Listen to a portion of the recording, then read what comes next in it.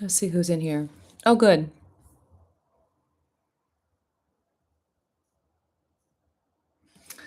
The villain era is not what a lot of people talk about on the internet. The villain era is not the era in your life where you are deciding to be mean or selfish or vengeful.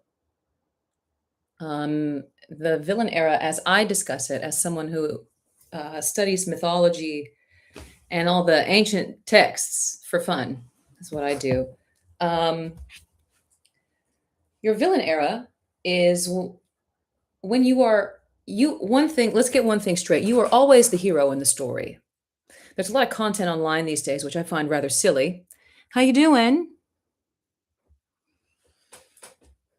There's a lot of content online that really encourages people to be in their villain era, which is to be the bad guy, to ruminate on your pain, to get angry and to be vengeful in some capacity.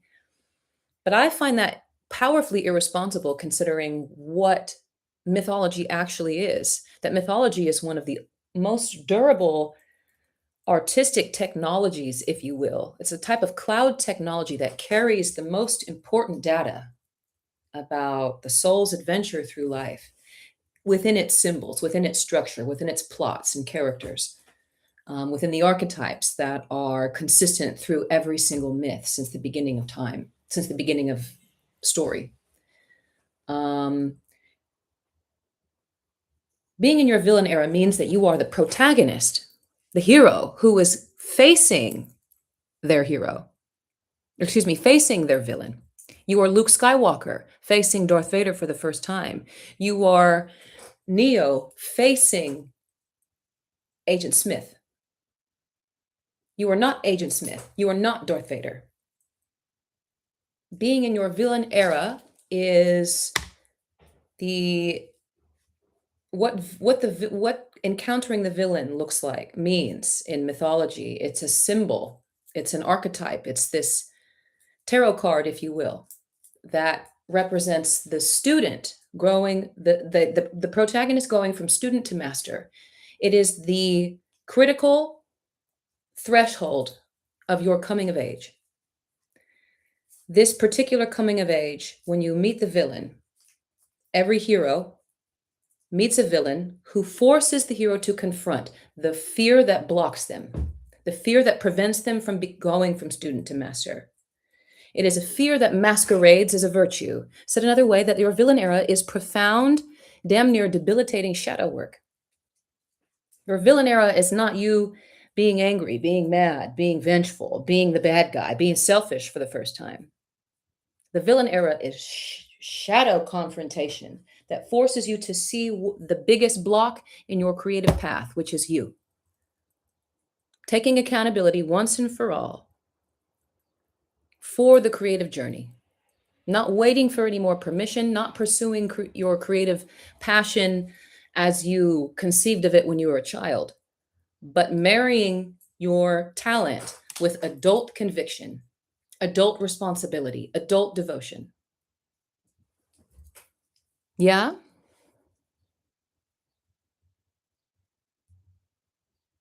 Uh, Pengurai. I am running the villain challenge. Let me see something. If we can get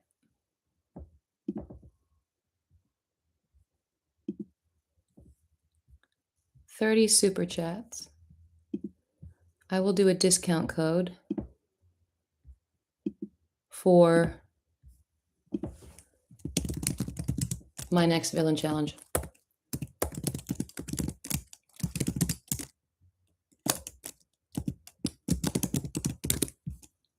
Let me see.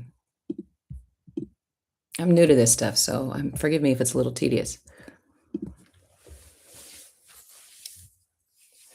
The villain challenge is something that I run a few times a year. The last one I'm going to be doing for until probably the late fall is in May. The villain challenge is my course. It's a course and a challenge. Um, it's the kitchen sink of everything that I provide.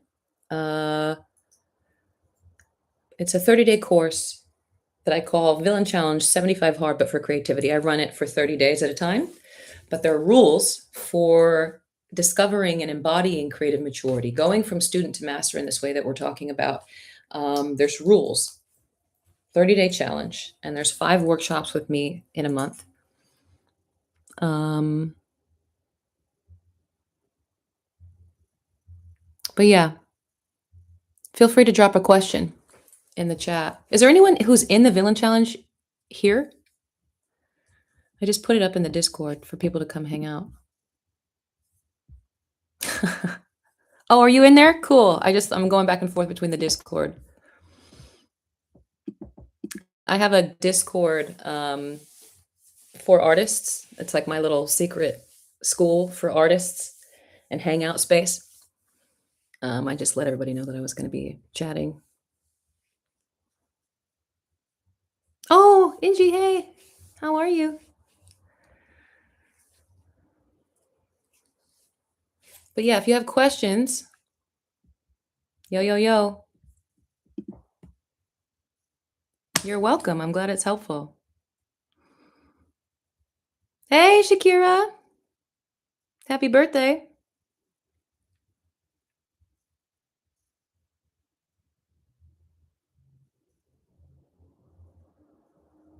Yeah, just join in May. It's worth it. The number one criticism I get about this class is that I give too much. I mean, there's a bunch of people who are in the class, who are in the live, you can just, please, you guys don't feel bad about giving negative reviews. I need to be responsible for those, but if you think it's worth it. Most people not most, but a lot of people end up repeating just because it's dense. It's worth your money. And I think right now if you go to my link in bio, it's, there should be a payment plan.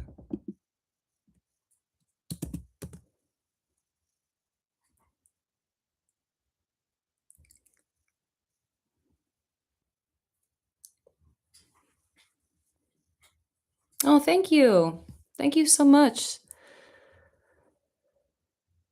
Solivane? I know I'm not pronouncing that right, but thank you. It really means a lot, guys.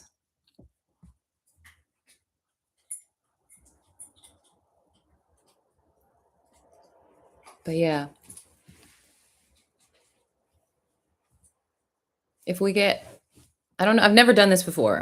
But if we get, they said set a goal. So if we get to that goal of 50, I'll give a big fat ass discount for the Villain Challenge for anyone who attends this live. Oh, cool. Anyway, okay. So if you got questions, I've been an outcast in my own city, but it made me venture out and I worked with major artists and shows. Can you share some advice for artists that feel outcasted? Yeah, that's a good question. Oh my gosh. Thank you. Thank you guys for the gifts. This means so much to me.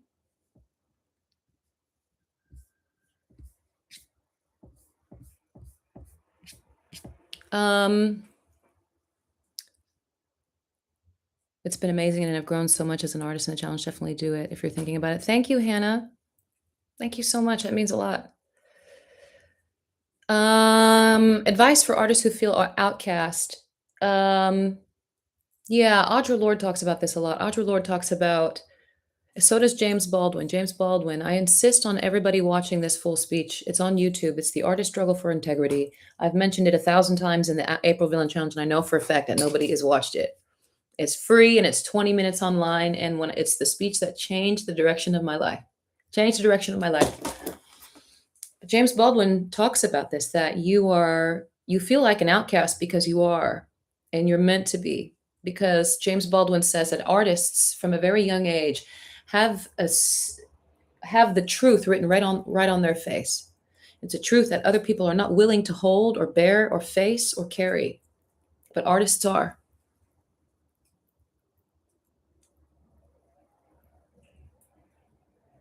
Hey, good to see you.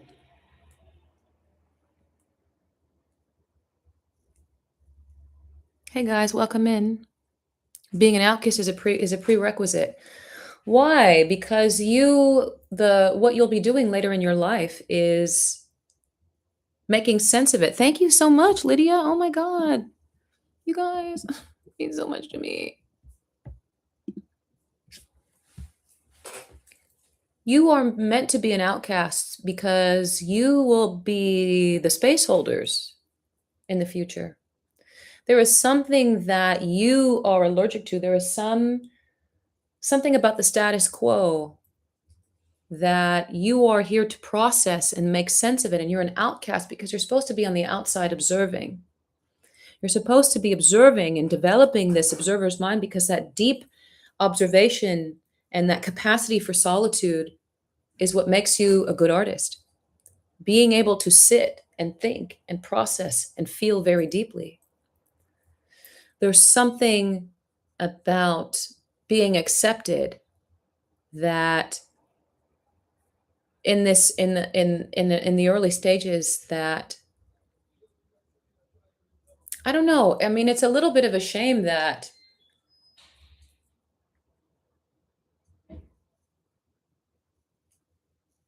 I think there's a difference between this rite of passage that takes us through being outcast and living in a society that is not equipped to support artists in their gifts. I think those are two different things.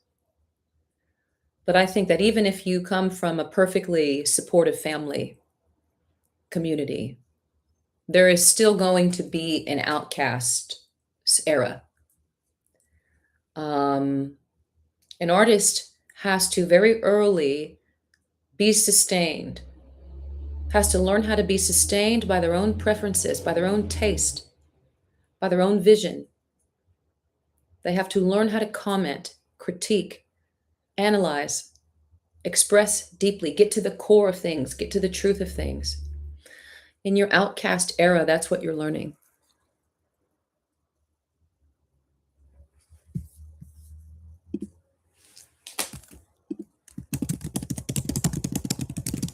If you're in the Discord membership, let me know if you guys if we sorry, if we should do a listening party.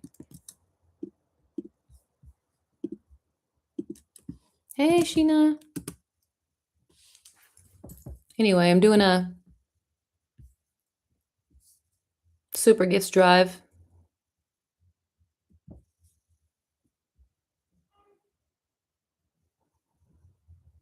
We get to a threshold and I'll give a fat ass discount for the Made It Villain Challenge for anyone who wants to do it. Or a free workshop. Your support means a lot, guys. I'm a one-woman show and I've got a lot to give. I promise you that it helps a great deal. The Discord is for anyone who wants to sign up. Yeah, it's for people, anyone who, I'll get that link too.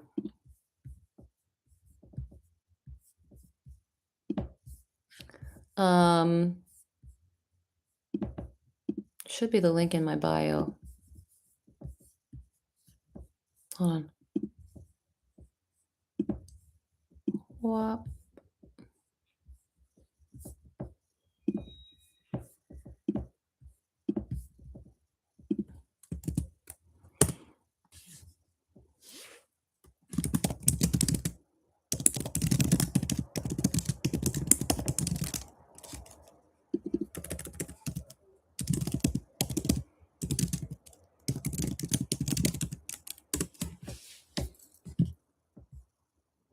Yes, I was just going to say that Sheena's like one of the OGs in the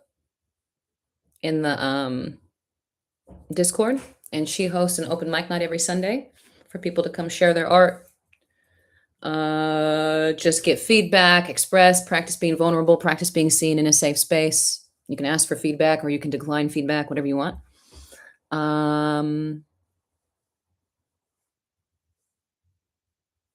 Yeah, it changes every month because it just depends on the group vibe, and it anyone who takes one of my workshops or courses gets access to the Discord as part of the offering, but you can just elect to go straight into the Discord if you'd like. Anyway, let's ask some more questions. Who has a question about art? Thanks for the gifts, guys. I really appreciate it.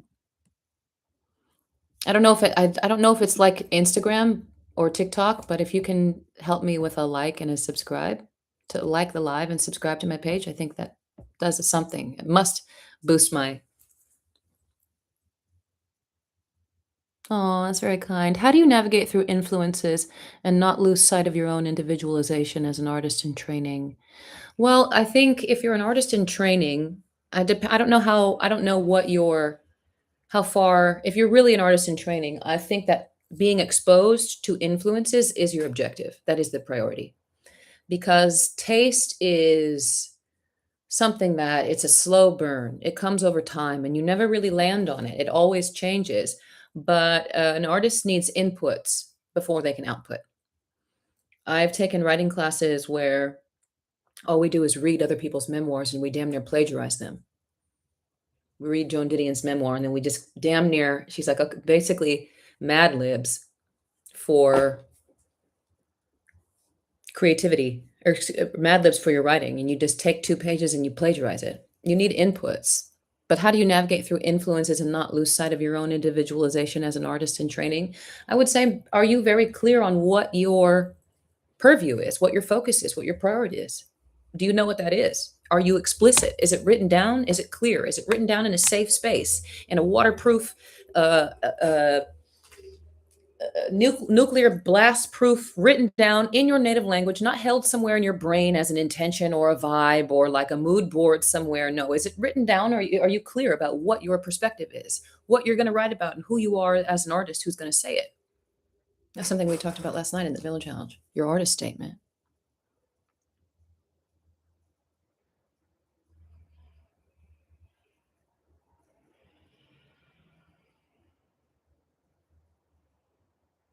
Everything is art. If you Not everything is art. Everything can be art.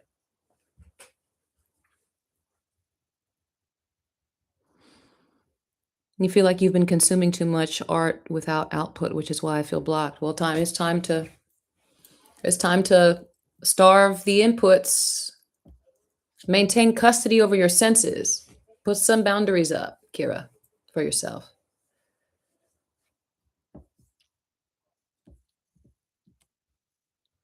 Just finish my master's in fine art at the moment. Feeling very low about the work I'm about to show in the final show. How do I handle it? Um,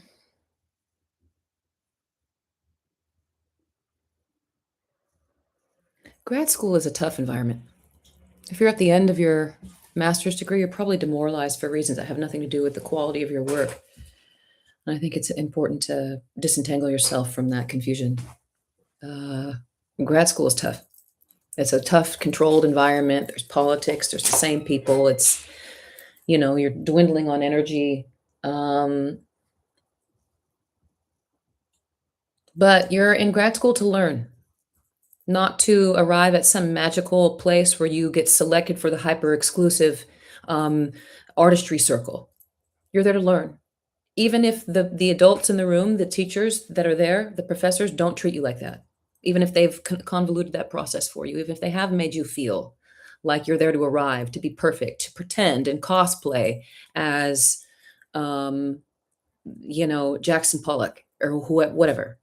You're there to learn. You're a student. Being a student means making mistakes. Being a student means discovering what makes a good work of art according to your own standard and what doesn't. If you feel low about your art, try not to be ashamed of the fact that, I mean, look, okay, let's just do a show of hands in the chat. Show of hands if you recently created something and you're not proud of it. Like you tried, but fuck, man. Show of hands. If you created something and you're not thrilled about it. Or if you've ever gone through that experience in your life, raise your hand. So there's only 2 of us. Just put your time and effort into something and you're like, eh.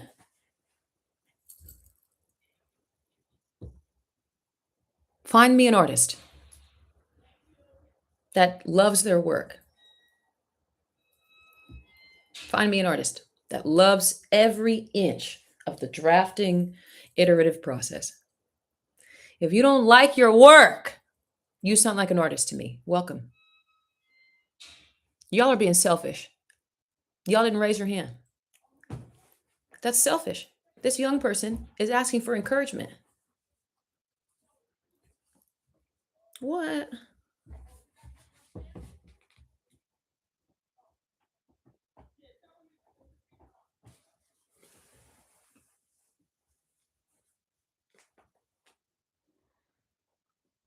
Being a Star Wars nerd, have you ever seen Andor? I've seen some of it. It blew my mind. One of the best shows I've ever watched, let alone in the Star Wars series. Yeah, I've heard great things. It's really compelling. I'm a bit of a Star Wars purist, though. But yeah, Andor is incredible. It's like captures the revolutionary spirit for sure. The revolutionary aspect of Star Wars. Okay, look at that. We got 1, 2, 3, 4, 5, 6, 7, 8, 9, 10, 11, 12, 13, 14, 15, 16, 17, 18. At least 18 people have created something and they feel low in their work. Using our talents to feel good about ourselves. That's not what art is for. And that's not what your talents are for. Being an artist means you go through seasons of not liking your work. And that's okay. That means you're engaged. There's people in the world that are envious. Probably people envious in this chat. Envious that you tried it and you have something to show for yourself. Man, look at this body of work that I don't even like that much. Some people envy that.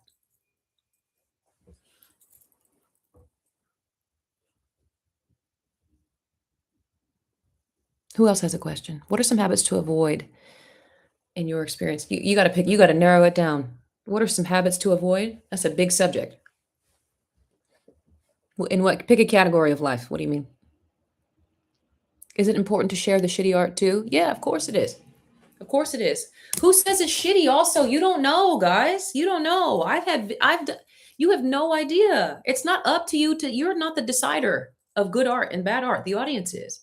It's their experience that matters. I'm just currently, I know the way I penciled in my eyebrows doesn't help, but I am flabbergasted at how asymmetrical my face is right now. Like,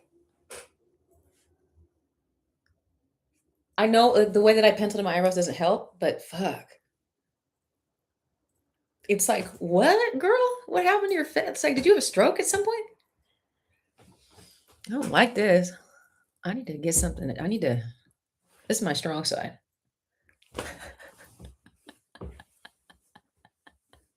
Hey, Alice.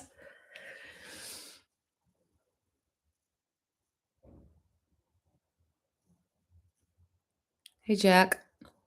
Hey, Sheena. Hey, Alice. No, I didn't think I looked bad. I'm just saying it's asymmetrical.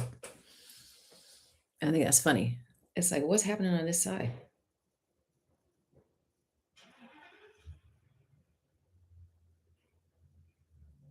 It's really funny. It's like this whole side is drooping. It's probably my fascia. Look.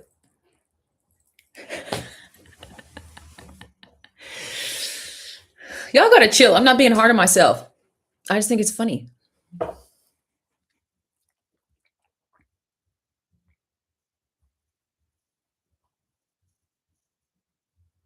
How do I stop crushing myself with doubt and scrutinizing myself for not being there yet? I'm scared to commit, yet I don't quit. It's hell. I can barely understand what you're saying. Hold on. With love in my heart, fluffy flower. How do I stop doubting and scrutinizing myself for not being there yet? I'm scared to commit.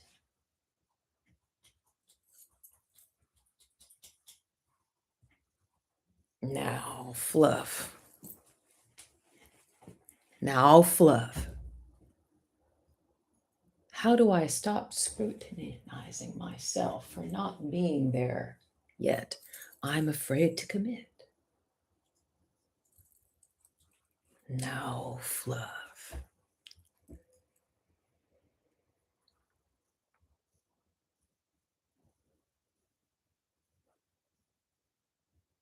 How do I stop crushing myself? Hey, thank you, Jack. It means a lot. Thank you so much. How do I stop crushing myself? Where would you like to be? Where would you like to be? What is inside of the, what terror befalls commitment? What terror waits for you on the other side of commitment? It sounds like what you crave is commitment. So you have to look. Oh, thank you, Pinka. Thank you so much, guys. Oh, me so much. I'm fighting for my life in this work. I swear to God.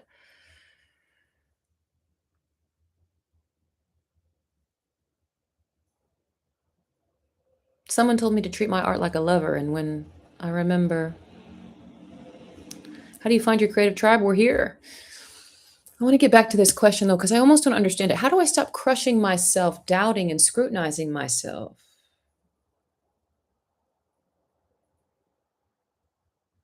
Where would you like to arrive, Fluff? Where do you feel that you should be? And Keith, I'll get to you in a second. Thank you for your question.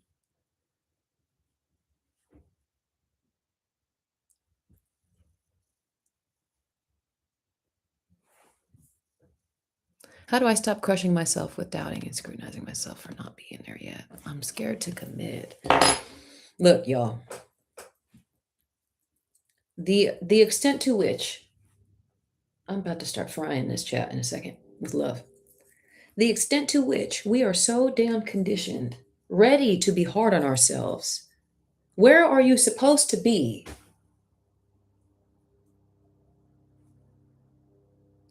I won't quit. Celebrate that. Quit. Where would you like to go? It's hard for me to know, Fluff. I'd like to arrive at a point where I feel confident in my craft. Confidence comes after you achieve something, not before. Not find me a singular human being with across any discipline of any variety, across any task or objective. Find someone who is confident before their brain has the data to tell the rest of the body and nervous system, yes, you are safe, and yes, you are good at this, and so you have nothing to worry about. Find me this pursuing art, is it using art as this way to feel infatuated with yourself, selfishly using our talents to feel good about ourselves, is not what art is for. No one is confident in the work that they do. I don't want to say no one is confident because but your confidence comes from, did you do what you were supposed to do today? Did you do what you were supposed to do today? If you're a writer and you want to be a better writer and you did not work on the technique of writing today, I would wager that feeling that rots inside of you is not you being insecure that you're not good. It's you feeling that you were disobedient to the demand of your art that said it's time to work on technique today.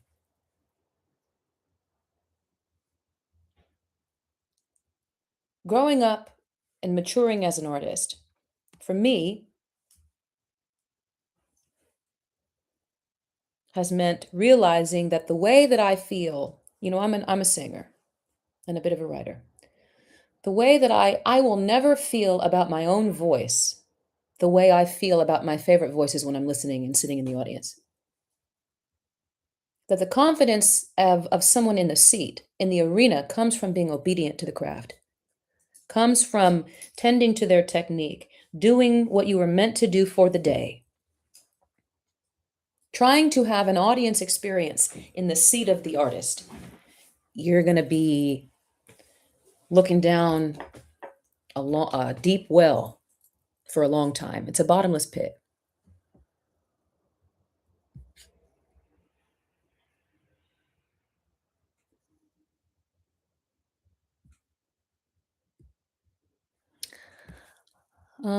Pink African, yes. Clean your house. Clean your house and start meditating.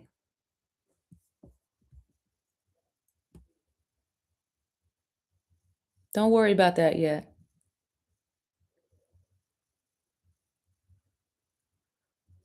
See, look at Pink African's question. The question was, the question is, one of my issues is that I have many interests, but I've never actively pursued So I don't really have one medium. Why is that an issue? Why is having more than one interest an issue? This is what I mean when I say we are so profoundly conditioned into thinking that something is wrong with us. Something is no, nope, I should have one interest. As someone who is alive in the digital age, exposed, I have regular, constant access to the internet where I can become fluent in botany, geometry, motherhood, doula sciences, um, aircraft carrier expertise, and day trading within the course of an hour. I can be exposed to all of that. Why are you? Why is you having one skill an issue? Why is you having more than one skill an issue?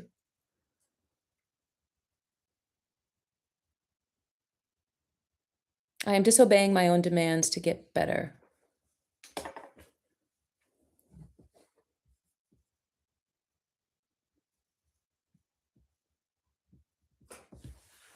Yeah, anyone thinking about joining the villain challenge? Do it. You won't regret it. Who else has a question? This is fun.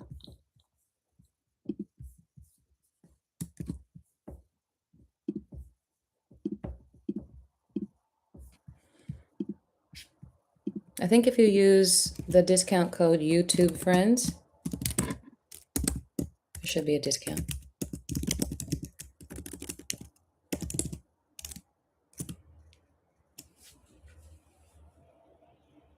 Have you ever feared your highest potential? No. I mean, I don't. People say that to me, and that's never computed to me personally. I don't really. That doesn't really compute. You're afraid of who you could become. I don't really feel that way. I don't. That doesn't make sense to me. I feel like that's one of those things that people. I don't know. Maybe it's just in my own experience. I don't relate. I do relate to feeling like my nervous system can't handle growth for sure. That I relate to. But being afraid of who I could become, no, I'm not afraid of it. I want it. I want it. I want it so bad.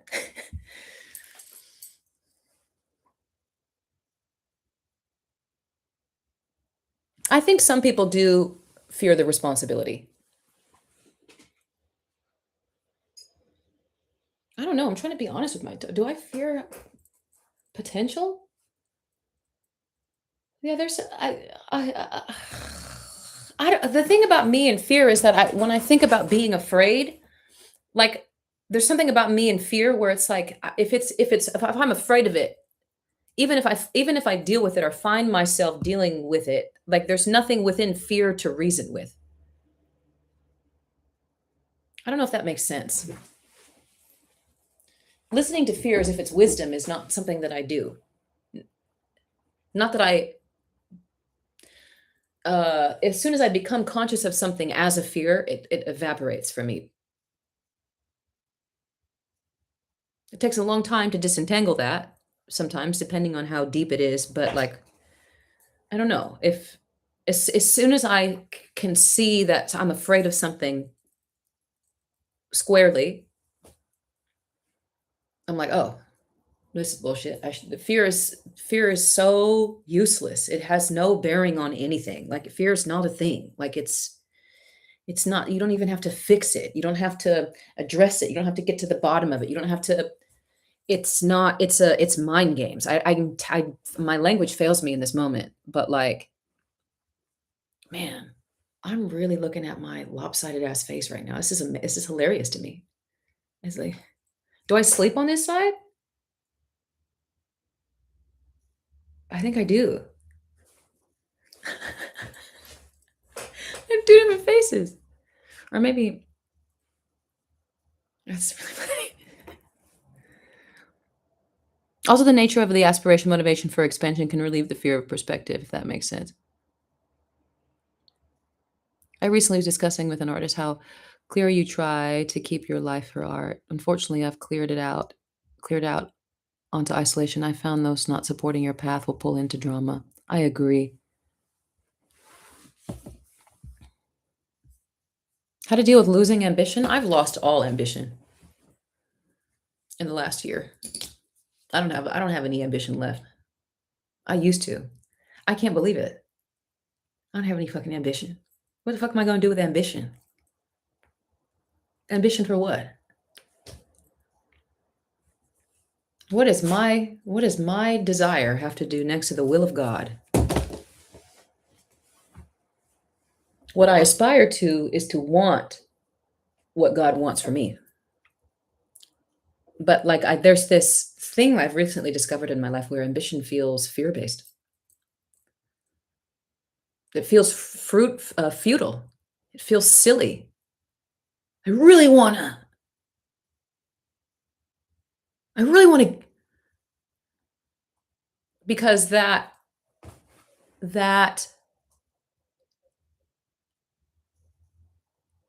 I don't know. I feel like there's been a shift in the cosmos, in the astrology, in the times.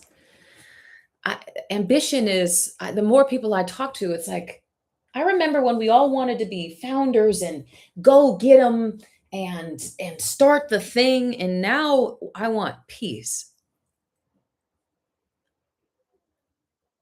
and I want to feel well and I want to be obedient to God. That's what I crave. And sometimes when I find myself doing ambition things, if I really tap in, if that makes me, oh man, I'm a little dysregulated. I'm running from something. Now, that's I mean ambition. So I don't know if you mean ambition. Maybe you mean general motivation. Usually, when I lose motivation, it means that the thing that I once was motivated to do is no longer my soul's priority for my life. That there is a new objective, and I need to find out what it is. I would also say that you can't do something, certainly not something new, if you do not enlist your body in the process. If you're wanting to make new friends, create new art, go harder in the paint, and you're not bringing your body along with you, it's going to be hard, brother, because I hate to break it to you, but your body is the one that's doing it. I know you think it's your talent and your specialness and your mindset. Your mindset. It's your body. I don't care what it is. I don't care what it is that you are doing on this planet. Your body's doing it. You want to change your mindset? Your body's doing that. Yeah? Amen? Wanting to be stronger, do more, get out of your own way, and leave in your body within the same conditions, with the same inputs that it was in when it was stuck. If you want to hold a bigger idea from the inspired world and you want to bring something larger into the world, if you want to carve out more space for yourself, if you want to do more, your body, and you're not meditating, you're not dealing with your fascia, if you're not eating, if you're not adjusting your nutrition in such a way that supports a different experience, it's going to feel uphill than a motherfucker. That's what I'm telling you.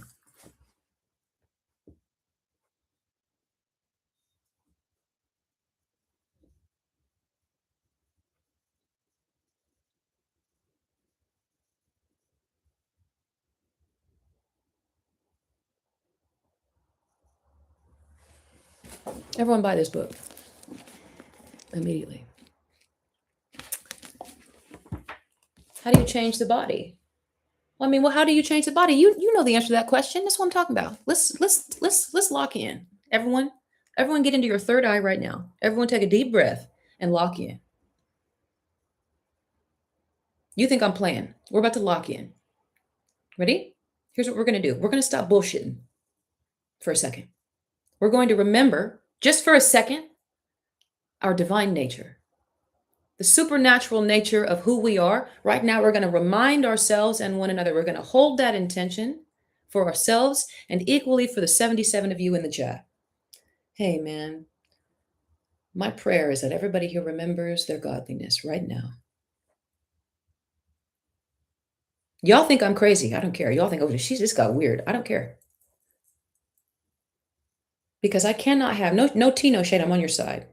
No judgment for any questions that come forward, but I cannot have people thinking that they do not know the answer to the question, how do you change your body? Now, is it a good question? Is it worthy of discussion? Are there infinite strategies? Are you interested in my perspective, my specific answer? Yes. And I'm here. I'm happy to answer. That's what I'm doing it here for free. Damn near for free. Damn near for free. Any donations you have would help, but not required at all. I don't expect them.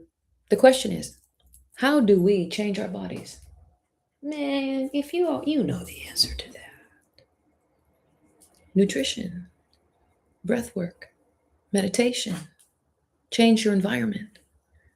Anything that your body deals with, there's infinite ways to change your body. You can change your clothes.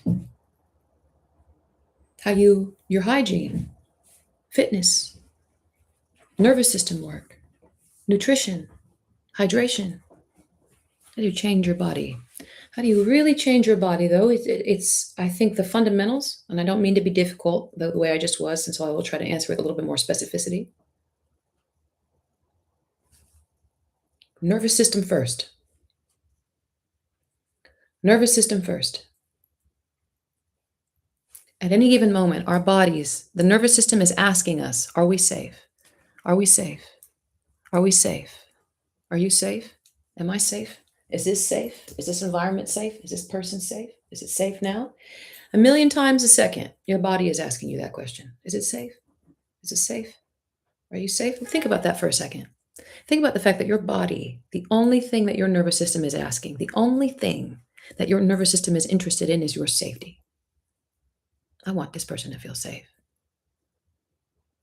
We need to feel safe right now, and now, and the next minute, and the minute after that. Safe, safe, safe, safe, safe. Safety.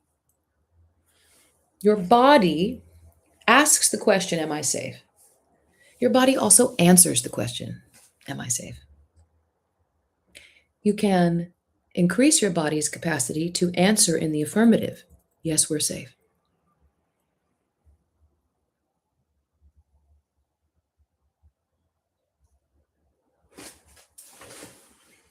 So how do you change the body?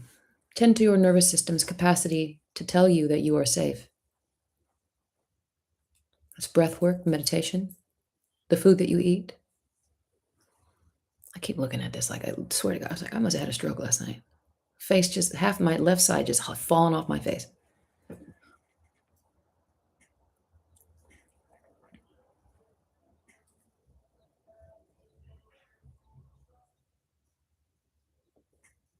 Wondering how you feel about balancing life and art when you don't have supportive people in your creativity to do life, and therefore you're left in a bit inspirationless.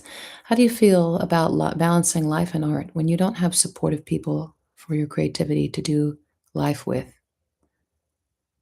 and therefore you're left a bit inspirationless?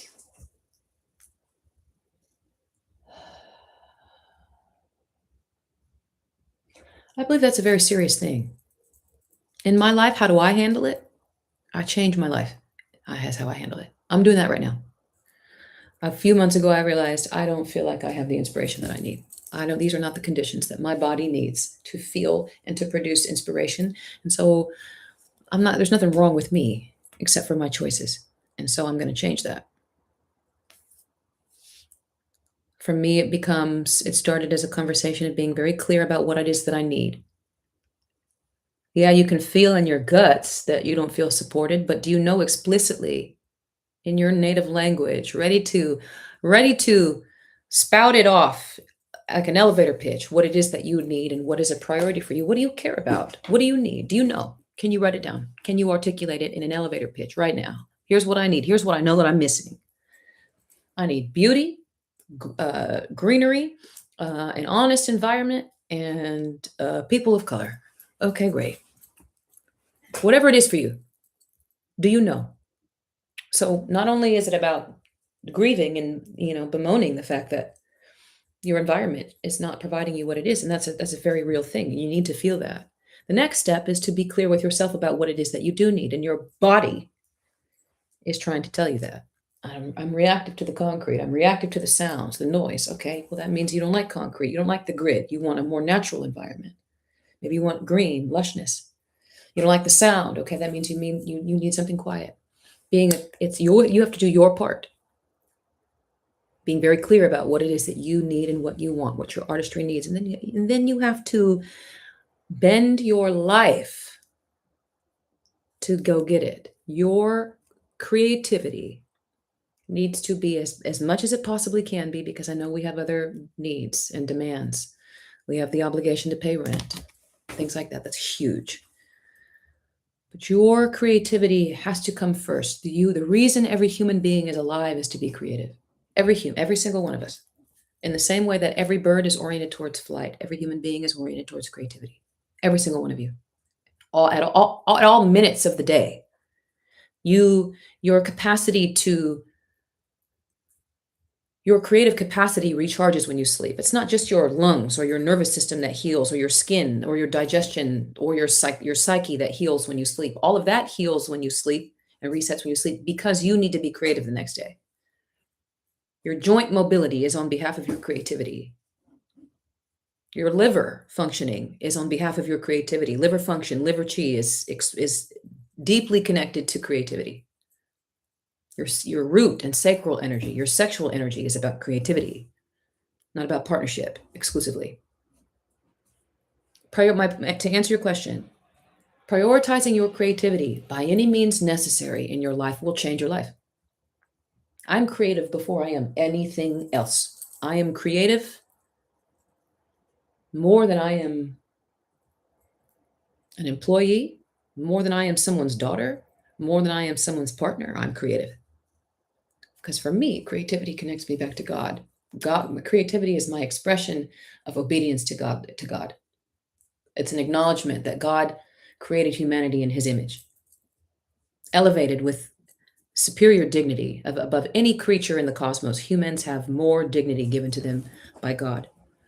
The dignity is what is meant by dignity is their proximity to godliness. And creativity is what makes God. The capacity to make the invisible visible.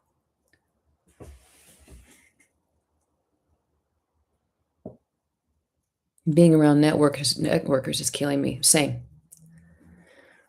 When I lived in my fear body, my art sucked and was scared looking. I started solo hiking and yeah, I love that. Correcting the fear body. Yep. Yeah, get your ass into nature, guys. I need a righteous invitation and people who value psychological safety. I joined my friend for about 15 minutes in a 2-hour set this past Saturday. I had a fear of stealing the limelight and hesitated. I'm not quite following this. What do you think about artists who have a lot to do? Oh, all this jazz took your question away. Thank you for the likes.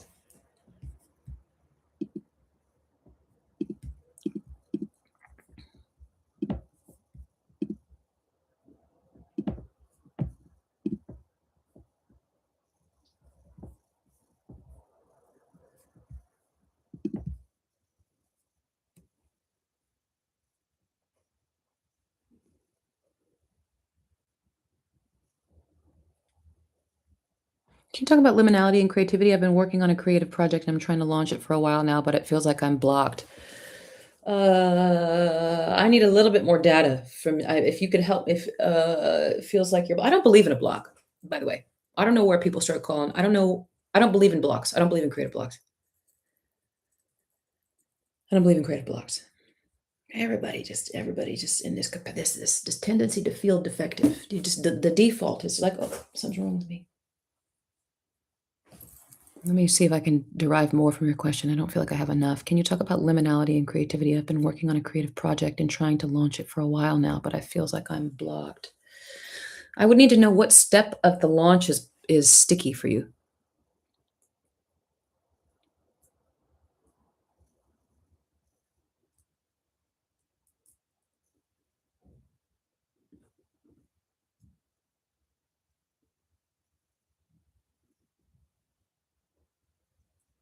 Amen, artist jazz. Amen. Liminality, it describes the being no longer who you were, not yet who you will become. Liminality refers to this very critical stage within rites of passage. It's an anthropological term. This anthropologist, Victor Turner, studied rites of passage all over the world in traditional society, early society, early human ancestors. Liminality, not yet, no longer who I was, not yet who I will become. You are in the middle stage. But I would need, there's something it feels, it doesn't, I don't, there's something about, I just get the sense, Mariah. I've been working on a creative project and trying to launch it for a while, but it feels like I'm blocked. Something feels like I feel something else is involved in that. I'm not quite sure though.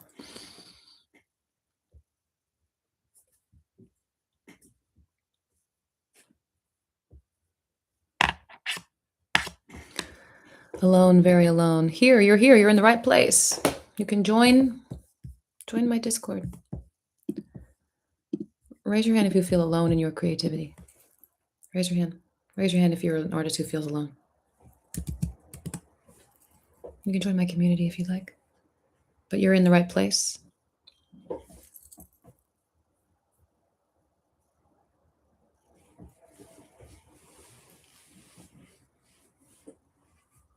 How do you find aligned friends in your 30s?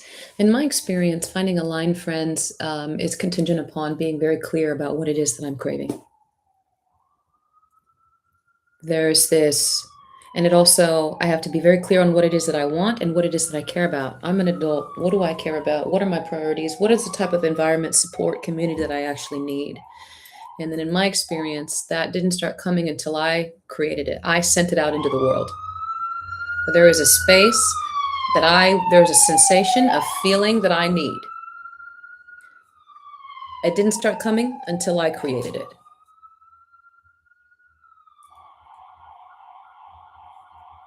Being very clear on what it is that you need, what your priorities are, what your values are, what your ethos is. Ethos, philos, everything like that. Everything that you need. And then taking the first step so that the others can find you. Call to the others. Send a signal out. Put yourself in new spaces, experimental spaces. But going there, not with the idea that to take something from them, but a community really is about giving. And showing up into a space that you have something to contribute. You might be tired, but you can still contribute. You can still share some aspect of yourself that doesn't become a food bank unless somebody brings the food. You know what I'm saying? Here, well, I got extra cans. What do you have? Okay, I got extra cans of tomatoes. I got extra cans of corn. Okay, well, look, boom. Now we're friends at the food. We just created a food drive. You see what I'm saying? Bring something. Bring something. Community. The aspect of loneliness is a real thing. But we have to look at what community actually is. It's both giving and taking. And so wanting to experience the receiving something from community requires giving. You are not too depleted for that. I promise you that. I know loneliness is tough, but you are not too depleted to give. You have plenty to give. And the capacity to give is you can not hemorrhage. At the very least, show up, be very clear on what it is that you need to receive. I've also witnessed a shift in the experience of the writing in cursive. I hope they keep teaching the skills in schools. I don't know anything about that. I've been familiar. Who's the hero? You are the hero. You are not ever the villain.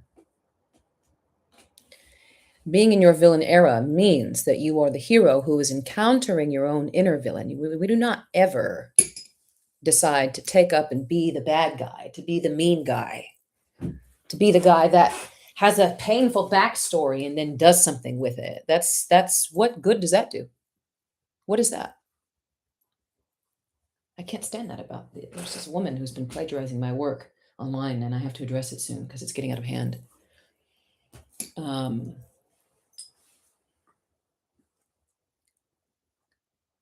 But I mean, I wouldn't care if she had the same mission as me.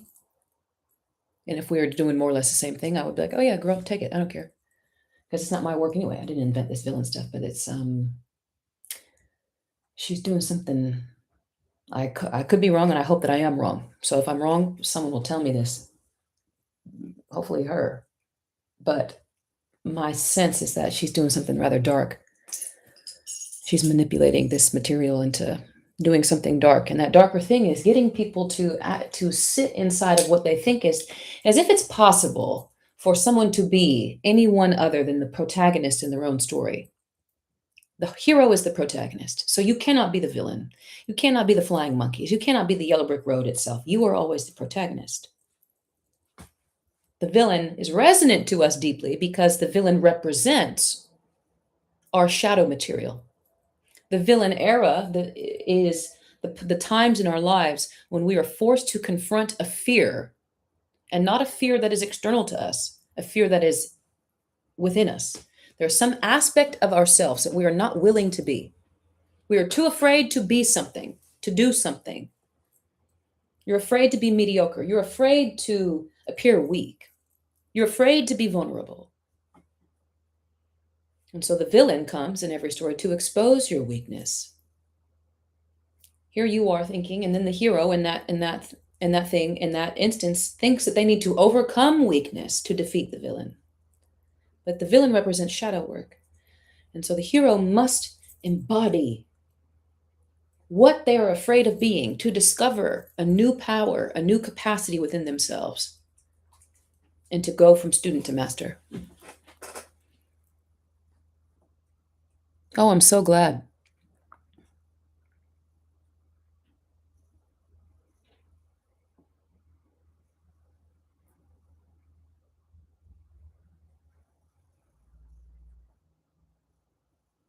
Yeah, I totally would. I totally would. Probably be something that I do next year.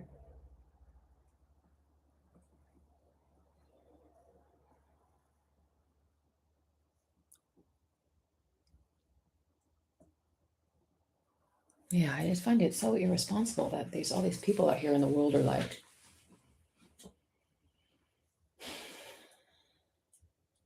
just telling people to be in their villain era. Why? Can we touch grass for a second on that? Be the bad guy? Why? Why? Because I know it's like all in these recent films. That's why mythology is very powerful. Mythology compels us. That's what it's for. We get our role models, our superheroes, our these massive archetypes. We pull inspiration from them. And for the last 10, 20, 30 years, all of these Hollywood has been producing these villain backstories as if it matters. Who cares what happened to the villain? That doesn't matter. What we care about is what happens to the hero from our species. That's what matters. And certainly we do not need to spend any time making space for that's why Star Wars episodes 1, 2, and 3 didn't work, if you ask me. Because Darth Vader's character was perfectly actualized within that series of episodes 4, 5, and 6. His massive redemption arc was totally complete. We don't need to go back and see why. That's distracting. We don't need to have the darkness justified at all. What we need to focus on is integration and learning and the hero overcoming. I don't care how Cruella de Vil became evil. I care about her redemption. I care about the hero that faces her. That's what mythology is supposed to be about. But in the last 20, 30 years, it's become so powerfully distorted that people feel that it is actually noble, justified to spend time in this darker villain era just because you're hurt. Imagine creating a world based off of your hurt alone. And thinking that that's what we're supposed to do as humans. Now, do we all spend time doing that? Of course we do. We all spend time there. But we have to carry on. And all these massive stories, these fictional characters that we look up to, because we're all conditioned. Every human looks up to their myths. We look up to the Avengers and to Star Wars and all these people. 1,000 years ago, they looked up to, or 500 years ago, they were looking up to Norse mythology, and the Greeks were doing their thing. We look up to, we always have as a species.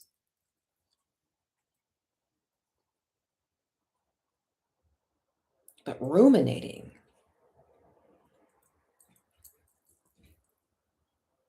I don't like that.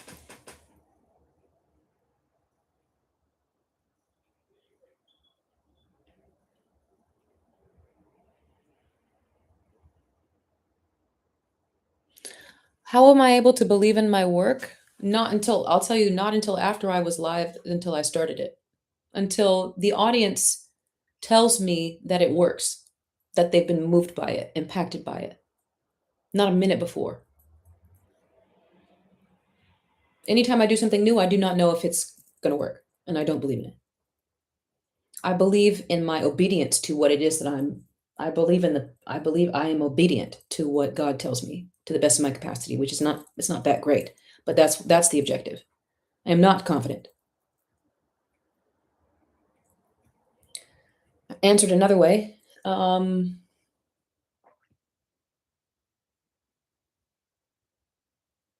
I don't know. I say this a lot, but I kind of don't believe that a person. I don't believe that it is in human nature to truly doubt your creative capacity. I don't believe that. I believe that God created us all to be creative, and we were created in His image. I believe that it is human nature to aspire and believe in our creative capacity. I believe that, and I believe that all the doubts are loud, but ultimately weaker, loud and familiar, but weaker than our nature, which is to create.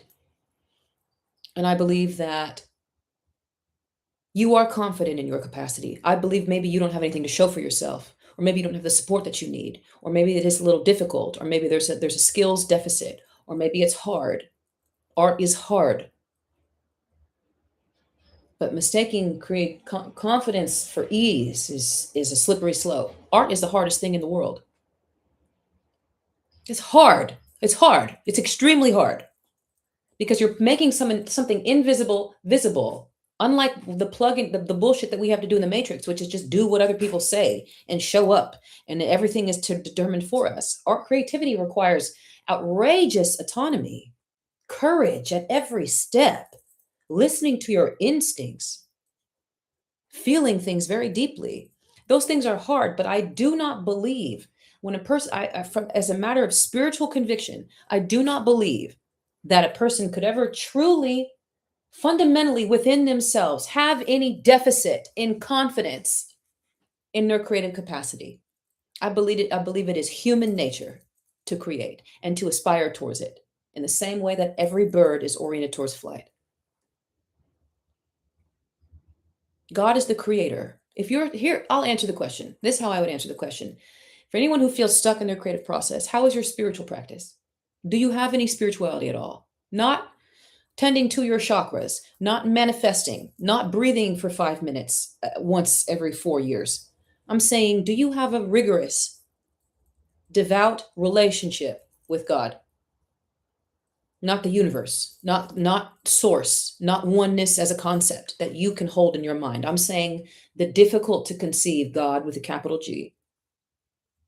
Do you have a relationship with God, the creator, who is listed as the creator in every spiritual tradition imaginable? Every last tradition has named God as the creator. The topmost moniker when describing God, God the creator, the Alpha and the Omega, the King of Kings, etc., and so forth. Creator is first. In the beginning, God created. Every spiritual text in the history, here I got one right here, the Holy Bible. Every spiritual text in the history of our species is advice about how to be creative. Why? Because its creativity is our foremost priority as a species. Open up the Yoga Sutras. It's about creativity.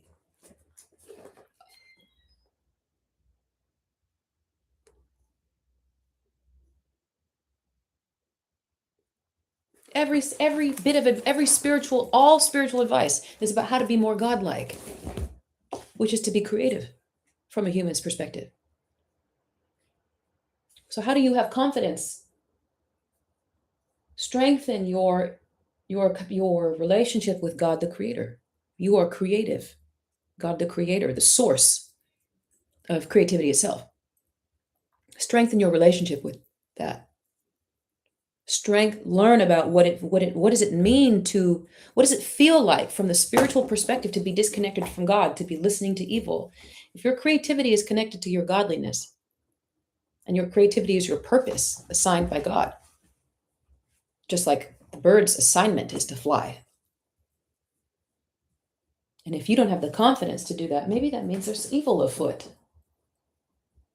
It is beneath the dignity of our species to not be creative. Imagine that. Imagine a bird not having the capacity to fly, or just doesn't want to fly. Everyone born with wings but doesn't want to fly. No, every bird is born with the desire to fly. They just get up and start flapping their wings. They're born and they flap. It's nature. Same with us, with creativity. How else do I answer this question? If our human nature is to be creative, then the spiritual texts across the various traditions encourage us to maintain custody over our senses. Human beings, unlike birds, have free will.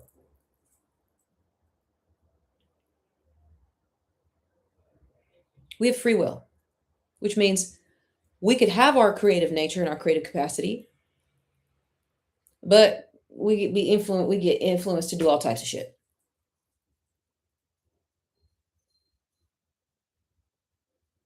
You can either participate in the fortification of your senses on behalf of your creativity, or you can participate in the exploitation of your senses on behalf of your creativity. Did that make sense? We can either participate in the fortification or the exploitation of our senses. My priority as a human being is to be creative. So that means that I need to be vigilant and to maintain custody over what comes in, what I look at, what I read, what I feel, what I eat, what I smell, what I see, what I listen to. Because if I'm scrolling and everybody on the internet is afraid of some phantom horse shit on the internet that was designed by the CIA to make y'all afraid, and you're like, wow, listening, engaging in conversation that was there to make you feel bad and waste your time while they're, what? Oh my God, I wonder. Just listening to people be afraid, listening to people doing nonsense spell work on you, and you're getting your shit fried and you don't even know it. Listening to people be, all types of things. I mean, I don't want to get too religious here, but no, you can watch the news. You don't have to avoid it. I'm just saying maintain custody over your senses. You need to know what's happening to your neighbor. I don't avoid the world. I'm very engaged in it, but with limits and with vigilance and with custody. Have I read Revelation? Yeah, Revelation is hard to crack. I mean, the Bible, Scripture is living. I believe that, and it says somewhere in the Bible, I think this is right, that the Scripture doesn't open until, unlike other spiritual texts, the Bible doesn't open. The Bible only opens to those with an open heart, because there's codes in here, and God speaks through it really is alive. I know some of you don't want to hear that, and I'm trying. I don't want to disrespect the religious trauma that many people have been through on the name of Christianity. I'm Catholic, so the things that have been committed in the name of Catholicism and Christianity are grave. So I don't want to gaslight you, but I will say, as someone who anyway, this is alive, and it's the wildest thing about it. And I know you're not going to believe that, and that's okay. Take your time. You're allowed to take your time with understanding this God stuff. You don't have to understand it all. It's impossible. God gives us free will because he's like, look, y'all need time. I get it. I'm a lot. So I'm going to give you free will to take your time because it's a lot for your little brains. I get it. But once you get to the level of the video game where you understand that this is alive, oh my goodness.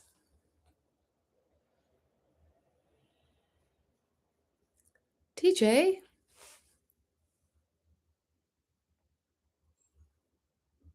Thank you. God is good. Come on, Black people. Don't leave me hanging. God is good.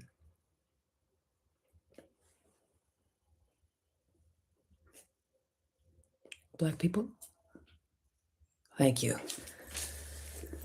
Ooh.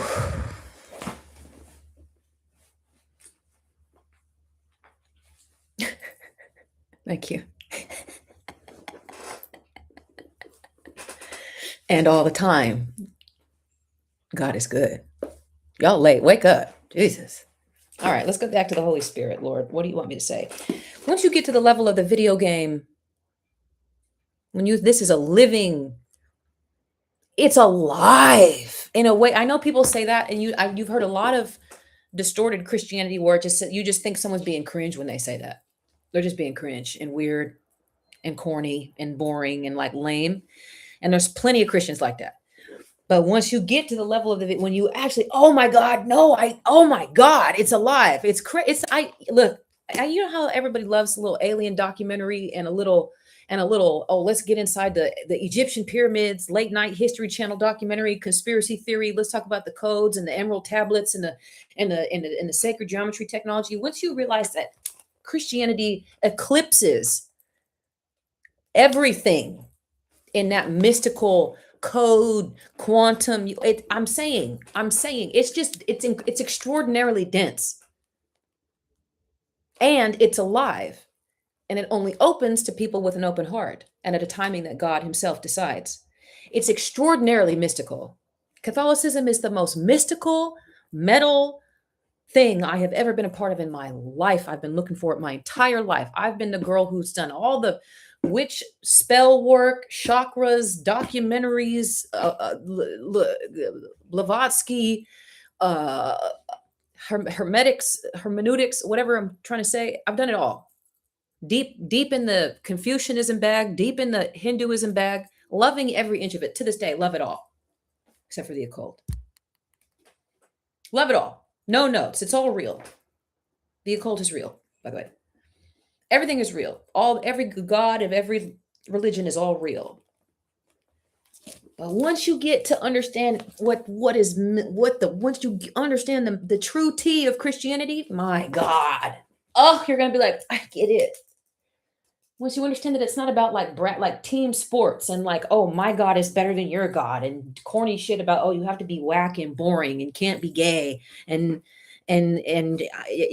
stupid shit like that. Once you realize that it's the most thrilling spiritual technology in the history of the human race, man, Lord be with my language because I failed to describe it.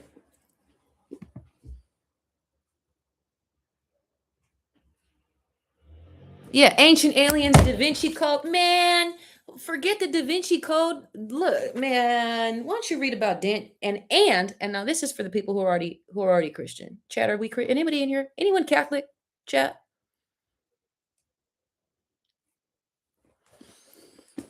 Nah, with love in my heart. Is Jesus our coming of age story? Nah, man. Jesus' story is the story of Jesus, man. It's its own story. And it's not a metaphor. It's not a stand-in for what it is. It's a real story about a real guy who had a very specific assignment, and everything about him is man. I know. I can hear it. Like, damn, I liked her. I really liked Vanessa, but now I didn't. She's on this Christianity shit. I mean, even the parts of the Bible where it's just like names and lineages. I'm like, now that I understand it, I'm like, oh my God. It's fascinating. But the true tea, when I'm old enough to mature enough to understand that the most thrilling part of the Bible in terms of codes outside of the Gospels, the Old Testament. That's where the tea is. That's where the codes are. Codes are everywhere. But I mean, that's when oh my God, anyone there everyone make it to that level of video game? I'm 38, so I'm a little late. What's the part? Oh my God, King of Solomon. Anyone know that there's whole sexual rot? No, I don't want to call it rot. I don't know what to call it, but there's a whole book of the Bible that's just about sex, and it's like, did anyone know that? Song of Solomon? It's about a man and a woman talking about how like they're basically sexting back and forth. It's in the Bible, and it's rich. One of my favorite things to discover about Catholicism is how sensual Catholicism is. You know the Kama Sutra? It's about sex and the body and energies. Read Saint not Saint Pope John Paul II. He wrote something called The Theology of the Body. It puts the Kama Sutra in diapers. Puts it in diapers. I promise you. I was reading that and I was like, sheesh. Ooh. Here's the tea. Here's the punchline. God said this. What God said. Here's what God said. Man, let me give you a little gift. It's gonna be sex. That's what it's gonna be. It's a little gift. You're gonna love it. That's what God said. You're gonna love it. Oh, you're gonna love it.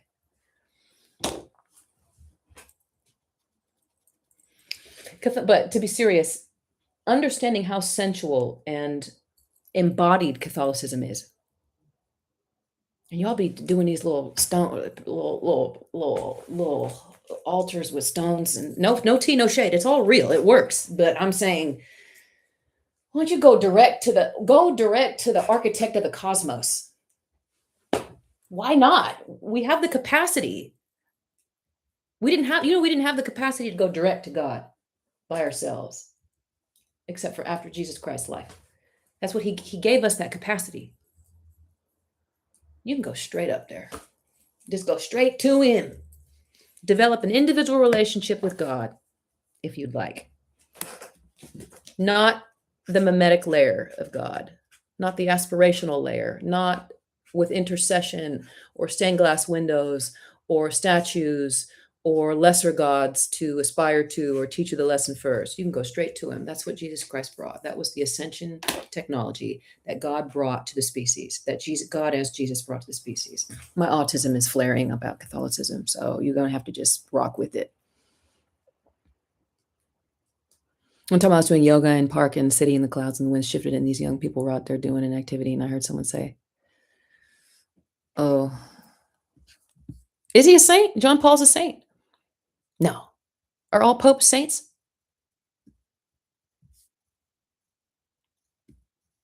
Yeah, please stay away from people doing black magic. Why are you doing that, guys? Why? Why are we doing black magic? Why are you doing magic at all? Why? Why are we doing that? Why are you doing that? I remember when I used to do it.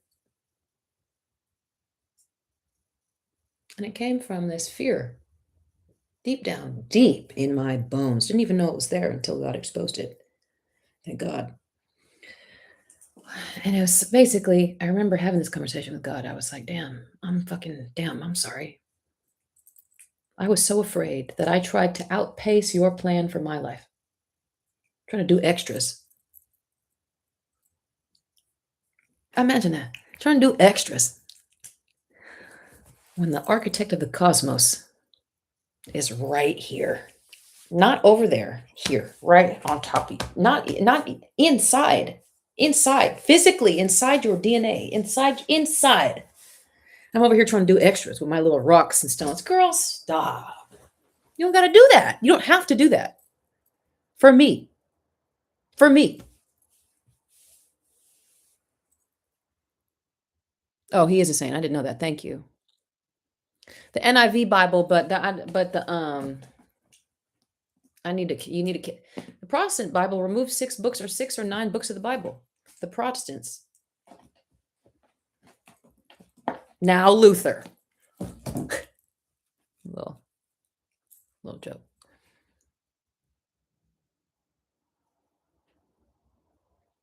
Yeah, this is the one I just have. This is just the one I have because before I became Catholic. Who's your saint? Charlotte, who's your saint?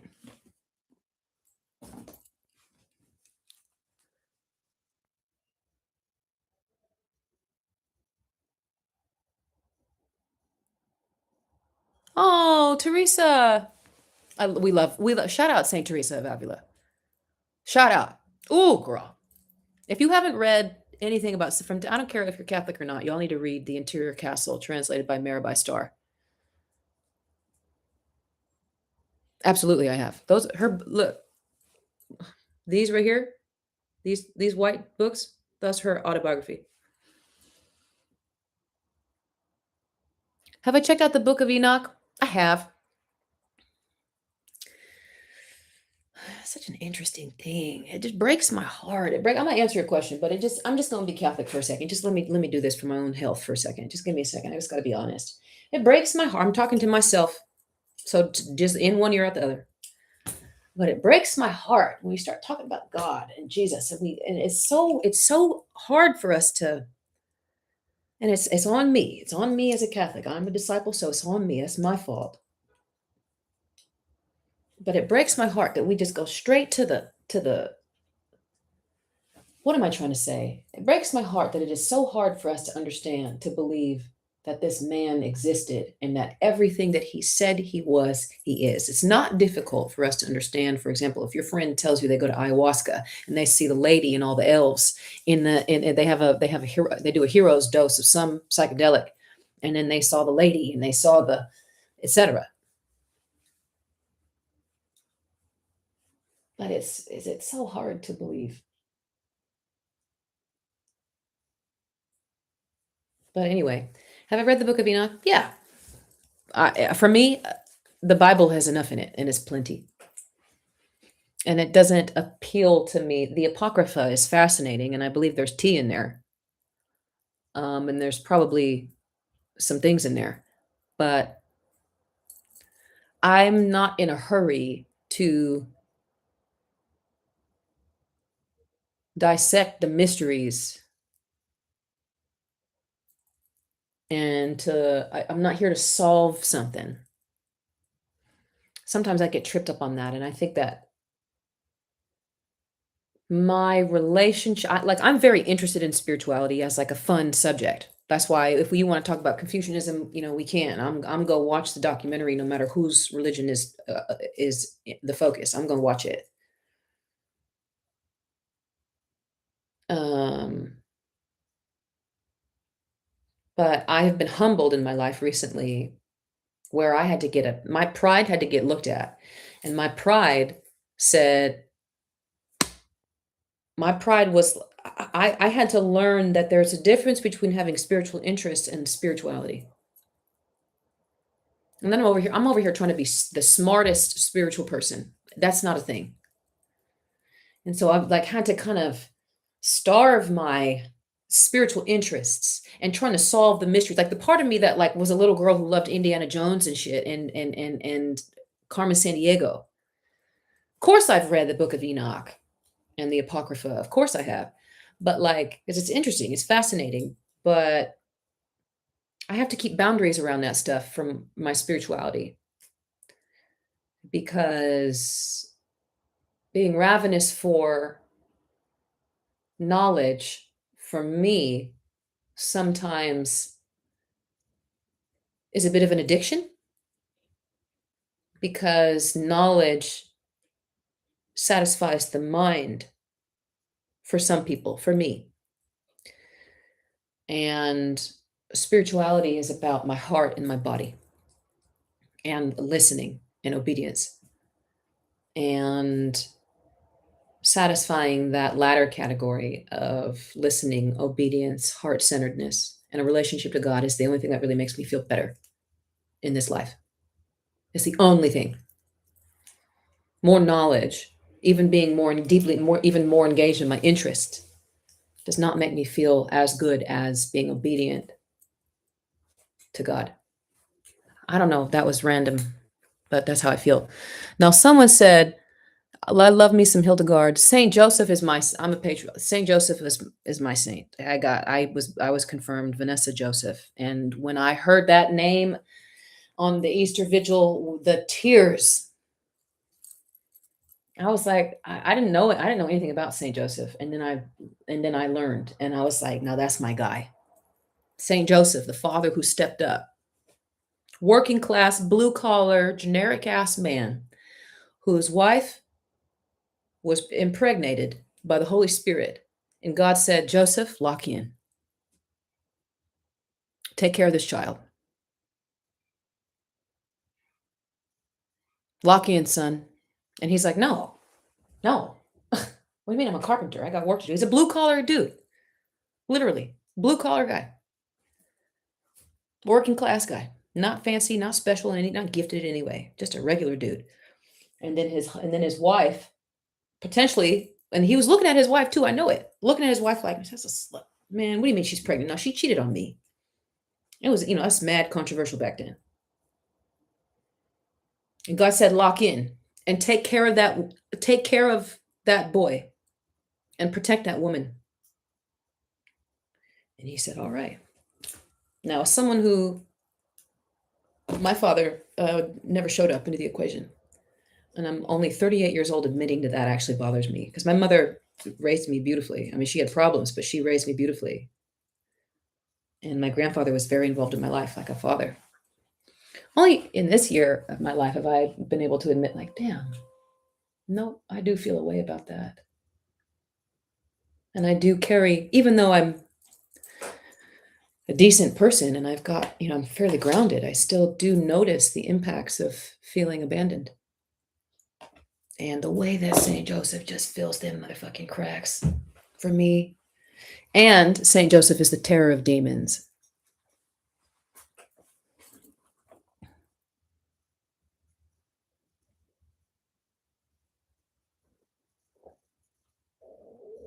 How are you obedient to God? It requires listening first and discerning what he says.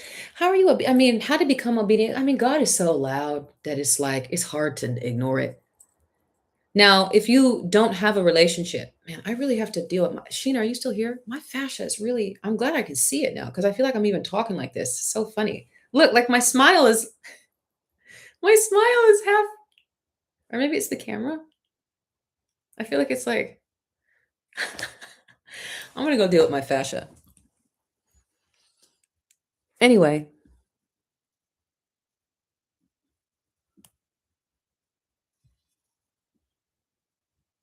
yes, the excitement is real, though. It's what paved the path. I totally agree with you, prophesize. That's a good point.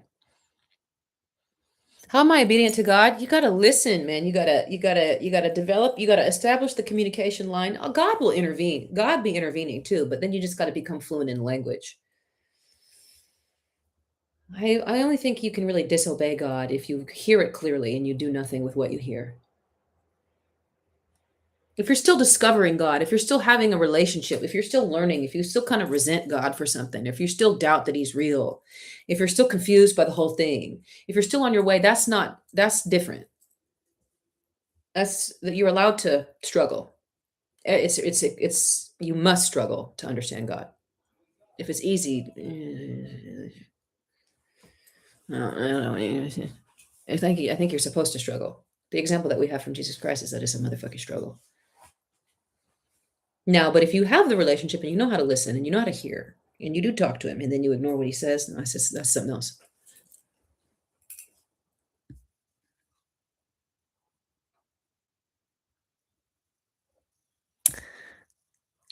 Nothing wrong with magic. It just depends on your intentions. Music is magic. Nothing wrong with magic. I agree with you there. Magic is real. Nothing wrong with magic. I disagree that it depends on your intentions because the magic is so real that we, as the human species, cannot know what all the we're not fluent in the languages of the invisible realm. We don't know what's back there all the way. Some of us are more sensitive and you can cultivate the skills, but we can't always know. And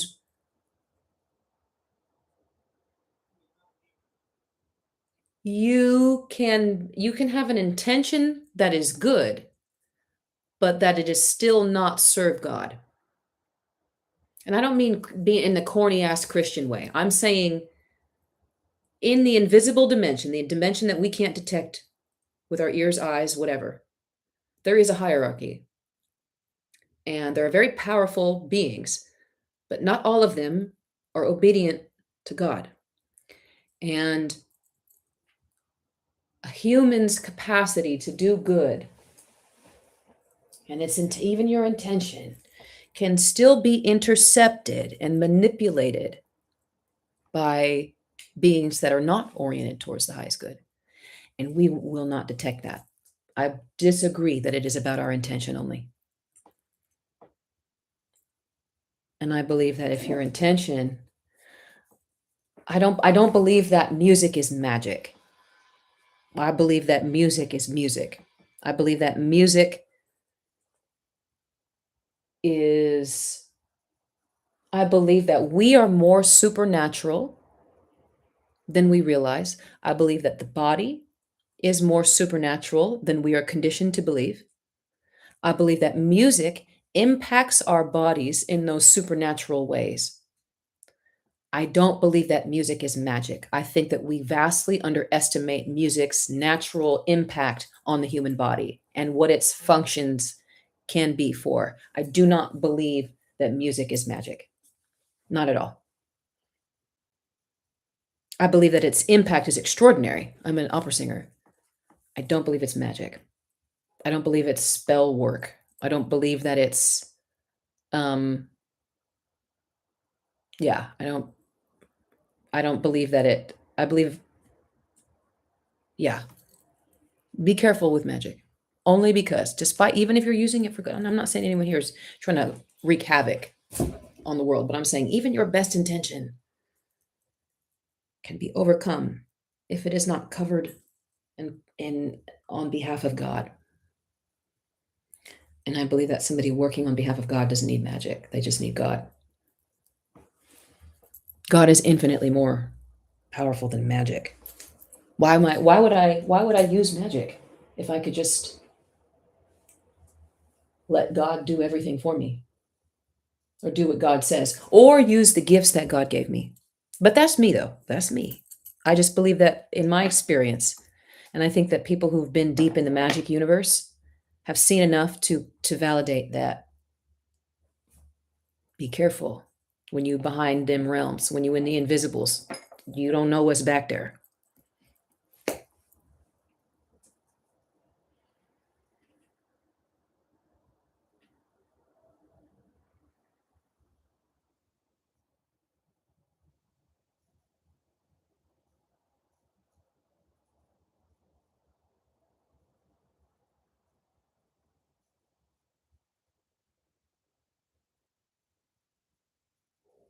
Yeah, people spend spiritual tax all the time. We are engaged in constant warfare. Distinction between pray to spiritually cover yourself in the blood of Christ. Thank you, Charlotte. Man, it is so nice to talk to somebody Catholic, man. It's so nice. I can't tell you how nice it is. Oh man. Charlotte and I can tell you, man, I just wish y'all knew how mystical. If y'all like magic, you'd love Catholicism. That's what I'm gonna say. And it's also why I don't deal with magic because I'm like, why would I do spells when I could pray the rosary? My good golly. When I could say the rosary in Latin, why would I deal with magic? It eclipses it. I take the Eucharist. Oh my God.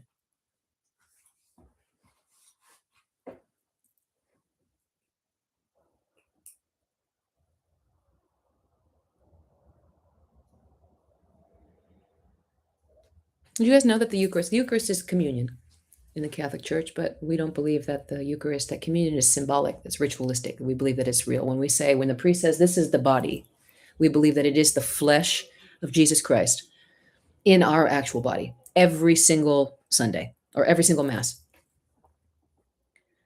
There is something within Catholicism called the Magisterium, which documents all the mysteries since Jesus' life, studies them rigorously. The Vatican is equally, it's not just priests, there's statisticians, doctors, scientists, psychiatrists, astrologers, astronomers, etc. Every type of vocation. And yeah, they study the mysteries of the planet, the unexplainables of the human experience. One of them, there's a category within the magisterium called the Eucharistic miracle, mysteries, where the little communion wafer in Mass has multiple times in the last 2,000 years has started bleeding. The first one was in the 7th century in Italy. and it's happened several times since then. And the little communion wafer that bleeds is uncorrupted, which means it hasn't decomposed at all. It still bleeds and it's still available. You can go look at it, depending on the church, if the relics are available for to see, for you to see.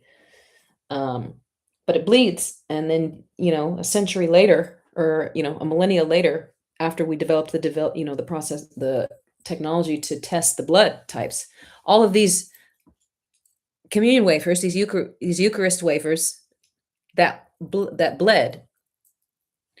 One, they haven't decomposed at all, and two, you can go see them.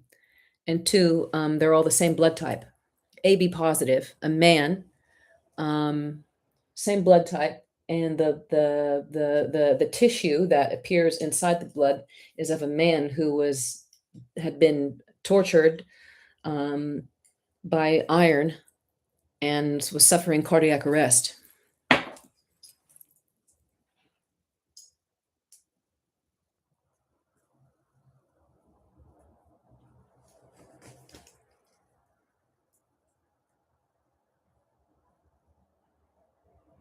Anyway, read about the Eucharistic miracles.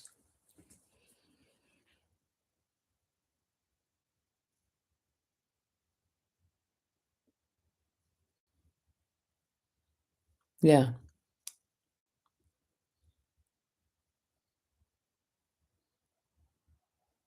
Yes.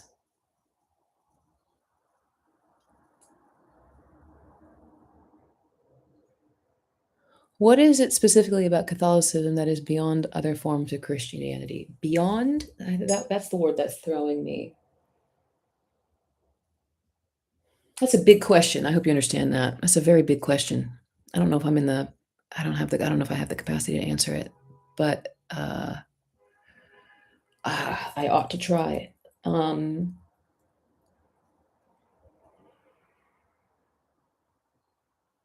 Yeah, what is it that makes it beyond? I mean, Charlotte, what would you say? Um, the Eucharist. Catholicism offers the Eucharist, which is this taking in the body. Beyond is not the right word. It's a fuller is great. Thank you, Charlotte. I just became Catholic on Easter, on the vigil. I've been wanting to do it for years, but it just happened officially. I just went to the catechism, so I'm new in some ways to a lot of this stuff. It's fuller. It's a fuller, more, yeah, full is the right word. It's fuller Christianity. There's more of the stuff you need in it. What are those things that you need according to the good Lord? Think of these things I'm about to say as technologies, spiritual technology that you must have according to God. The Eucharist.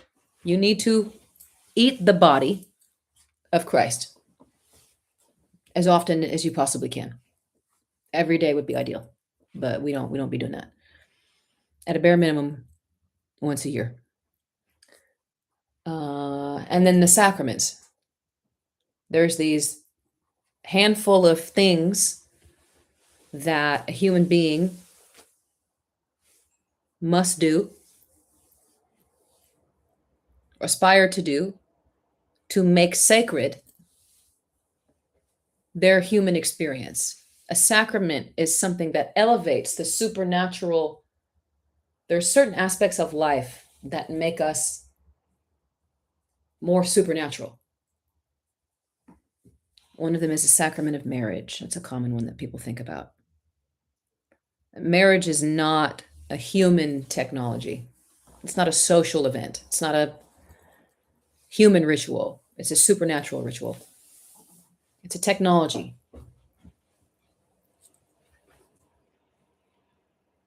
When people go to heaven, do they die? No, they are alive in Christ. They are the saints alive in heaven. You can ask to pray with us.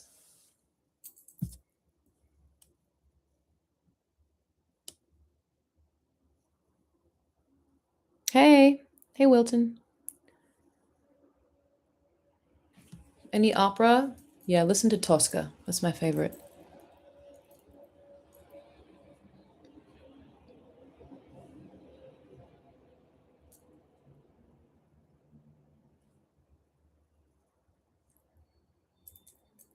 I'm gonna head out soon, guys. This was fun, though. Thank you so much. Anointing the sick, becoming a priest. Yes. So you can't, not everyone can get every single sacrament.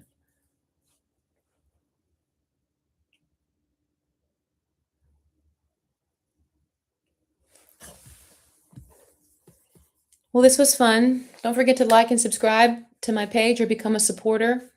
It all helps. I think the entry level support is $5 a month. It would mean a lot.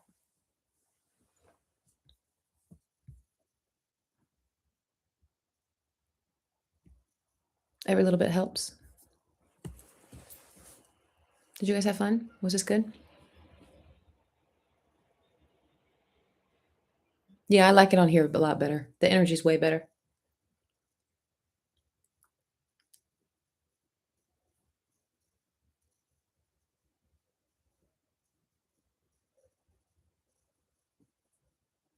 Oh, I'm glad. Thank you, DJ. Yeah, like, subscribe, become a supporter. Every little bit helps. I'm on a mission. Thank you. Bye, guys.